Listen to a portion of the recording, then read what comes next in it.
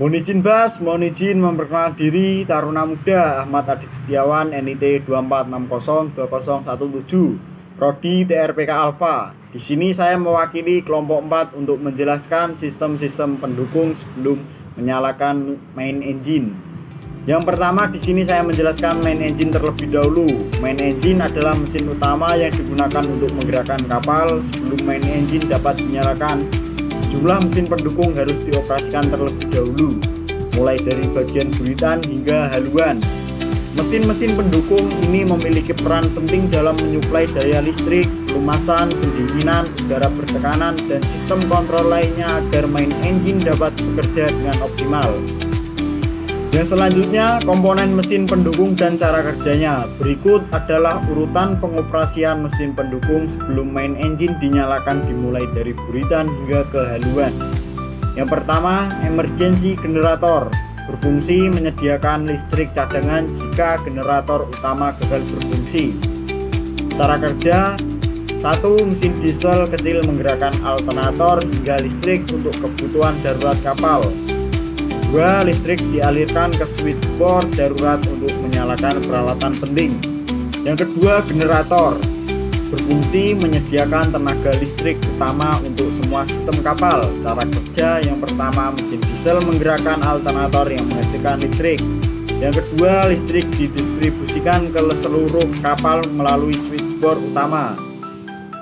Yang ketiga, pompa bahan bakar transfer. Berfungsi memindahkan bahan bakar dari bunker tank ke settling tank sebelum digunakan oleh main engine. Cara kerja: yang pertama, pompa mengambil bahan bakar dari bunker tank dan menyaringnya sebelum mengalirkannya ke settling tank. Yang keempat, pompa pemanas bahan bakar. Berfungsi memanaskan bahan bakar heavy fuel oil agar viskositasnya sesuai sebelum masuk ke sistem injeksi. Cara kerja: yang pertama, pompa filter meningkatkan tekanan bahan bakar sebelum masuk ke purifier untuk disaring dari kotoran. Setelah dipanaskan, bahan bakar dialirkan ke high pressure pump untuk dikirim ke injektor mesin utama. Oke, komponen yang kelima adalah pompa pelumas. Fungsinya adalah untuk melumasi komponen utama main engine untuk mengurangi gesekan dan keausan. Cara kerjanya adalah oli dari sump tank dipompa ke seluruh bagian mesin seperti crankshaft, camshaft, dan turbocharger. Setelah digunakan, oli kembali ke sump tank melalui filter untuk digunakan ulang. 6. Pompa air pendingin. Fungsinya adalah untuk mendinginkan main engine agar tidak overheat saat beroperasi.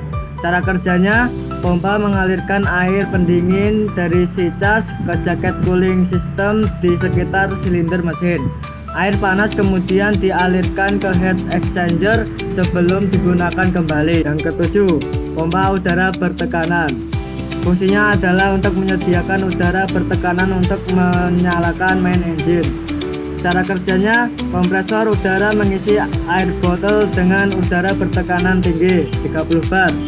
Saat shaft engine, udara dialirkan ke silinder melalui starting valve, mendorong piston dan memutar crankshaft. Kesimpulannya, sebelum menyalakan main engine, seluruh sistem pendukung harus dioperasikan terlebih dahulu dalam urutan yang benar, mulai dari emergency generator sebagai mesin terkecil hingga sistem tekanan udara yang memungkinkan mesin utama beroperasi. Dengan memahami peran dan urutan pengoperasian mesin pendukung ini, awak kapal dapat memastikan startup main engine berjalan dengan aman dan efisien.